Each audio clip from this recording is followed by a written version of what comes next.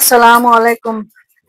আশা করি আপনারা ভালো আছেন। আমিও ভালো আছি আপনাদের দোয়ায়। আজকে একটা ছোটখাটো একটা ভিডিও নিয়ে চলে আসলাম আপনাদের মাঝে। ভিডিওটা হয়েছে অবশ্যই ভিডিওটা জাপানি। আমি সঠিক জাপানি ভাষা বুঝি না, কিন্তু নাস্তাগুলা বানাতে আমার কাছে অনেক অনেক ভালো লাগে। এখন ওদের ভাষা বুঝি না, কিন্তু নাস্তাগুলা কি সিস্টেমে বানায় এগুলা মন দুঃখ দিয়া অবশ্যই দেখি। তো অবশ্যই আজকে জাপানি ভাতের লাড্ডু বানাবো। অবশ্যই কি সিস্টেমে বানাবো না বানাবো অবশ্যই পুরো ভিডিওটা দেখতে থাকবেন, সাথে থাকবেন। আর ভালো লাগলে অবশ্যই লাইক শেয়ার কমেন্ট সাবস্ক্রাইব করে দিবেন। নতুন ভিডিও আপনাদের মাঝে চলে যাবে। আর অবশ্যই নতুন যারা ভাইয়েরা বোনেরা ভিডিও দেখেন আমার একটা লাইক একটা সাবস্ক্রাইব করে নেন, অবশ্যই একটা সাবস্ক্রাইব করে দিবেন, নতুন ভিডিও চলে যাবে। তাহলে চলেন এখন আয়োজনটা করে নিই। আমি একটা বাটি নিছি, এখানে শুধু একটা কাপে এক কাপ পোলা চাল। আপনারা যদি পোলা চাল দিয়ে করতে হবে এমন কোনো কথা নাই, আপনারা যে ঘরে মোটা চাল আছে এটা দিয়ে করতে পারবেন, বা যে যদি ঘরে বাসি ভাতটা হয় এটা দিয়ে করতে পারবেন। এখন আমি ঘরে আমার ঘরে বাসি ভাতটা নাই গা, তার জন্য আমি এখানে আমার কলেজার জন্য আজকে আমি এটা পোলা চাল দিয়ে আনবো। অনেক দারুণ নাস্তাটা, সেরকম নাস্তা অবশ্যই আপনারা নাস্তাটা মনোযোগ দিয়ে দেখবেন। আমি নিয়ে নিচ্ছি চালটা দইয়া নিয়ে আসি। আমি একটা ডেস্কি নিয়েছি, ধুয়ে নিয়ে আসছি, ডেস্কিটার মধ্যে দিয়ে দিব। আমি চুলার পার চলে যাই। চুলার মধ্যে বসায় দিচ্ছি। আপনারা যেরকম ভাত নামবেন না, এটা সামান্য হালকা একটু নরম হবে। আর একটা পোলার চাল তো বেশিক্ষণ লাগবে না। ফাঁড়ি দিয়ে কি করবো, যে কাটা কুটোটা আছে এটা আমি করে নিব।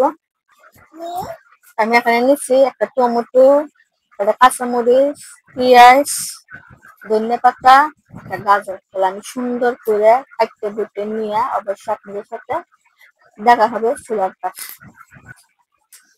তো ভাতগুলো বসাইছিলাম, ভাতগুলো হয়ে গেছে, নামাই ফেলাবো। বাটির মেজে ভাতগুলো দিয়ে দিব। একটা চামচের সাহায্যে একটু সটকে নিব, বেশি সটকাবো না।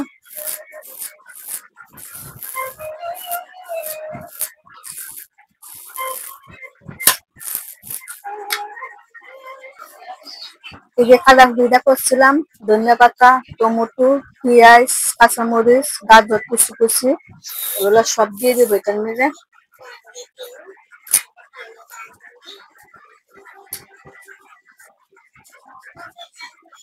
অল্প একটু দুধ, সয়া সস।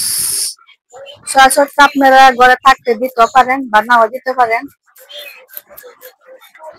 অল্প একটু লাল মরিচ, অল্প একটু হলুদ,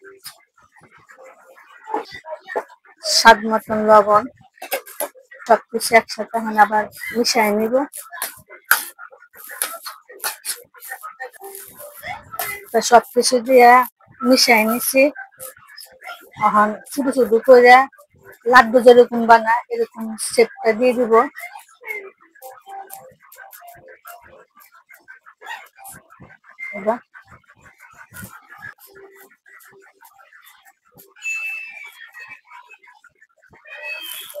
এই সিস্টেমে বানাবো। এটা বলতে পারেন এটা কিসের, এটা অবশ্যই বলবেন, বা আমি আমি না বললে আপনারা বুঝবেন কিনা, অবশ্যই আপনাদেরকে বুঝাই দিব। এটা হচ্ছে বাতের লাড্ডু। সব লাড্ডু তো খাইছি নই, বাতের লাড্ডু অবশ্যই খেয়ে দেখবেন। আমার বানানি শেষ, তো চলেন চুলার পর চলে যাই। আর আমার কাছে তো ওভেন নাই, ওভেন থাকলে ওভেনের ভিতরে সবগুলো একসাথে দোহা দিলে একবার সুন্দর হবে, তখন আমি চুলাতে এটা বানাবো। তাহলে চলেন, চুলাটা জ্বালায় দিছি, তেল দিয়ে দিছি। একটা একটা হয়ে বিছিয়ে দিব, তেলটা বেশি গরম হয় নাই।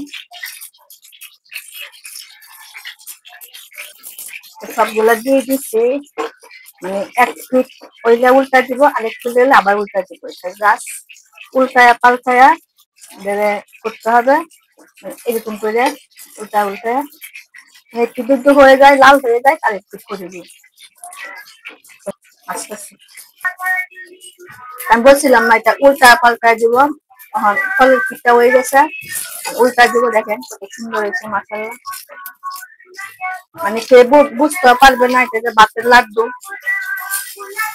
ওভেনে দিলা আর একটু সুন্দর হতো, উপর থেকে সবকিছু একসাথে হয়ে যেত। আমার কাছে তো ওভেনটা নাই, অবশ্যই আমার কাছে যখন নাই, আরো তো আছে আপুরা, ভাইয়েরা, বোনেরা, ওদের কাছে তো আছে, কোনো কথা নাই। এই সিস্টেমে আপনারা বানাবেন, উল্টায় দেয় এই শীতটা। তা আমার জাপানি বাতের লাড্ডুটা হয়ে গেছে, দেখেন কত সুন্দর হয়েছে। ওভেনে দিলে আর একটু সুন্দর হইতো। এখন আমি নামায় ফেলাবো। নাস্তাটা দেখেন কত সুন্দর হয়েছে। অবশ্যই আপনারা এই সিস্টেমে বানাবেন, অনেক স্বাদ, অনেক মজা। আর অবশ্যই না খাইলে বুঝবেন না। দেখেন কতটা সফট হয়েছে নাস্তাটা। আমি একটু সস দেখায় দেখি। হম, না বলে এমি এমি এমি এমির মতন। তো ভিডিও ভালো এখন তো, ভালো থাকুন, সুস্থ থাকেন, আর নাস্তাগুলো খাইতে থাকি। আর আপনারা এই সিস্টেমে বানায় অবশ্যই আমাদের কমেন্ট করে বলেন কিরকম মজা বা কিরকম স্বাদ হয়েছে। তাহলে আসসালামু আলাইকুম।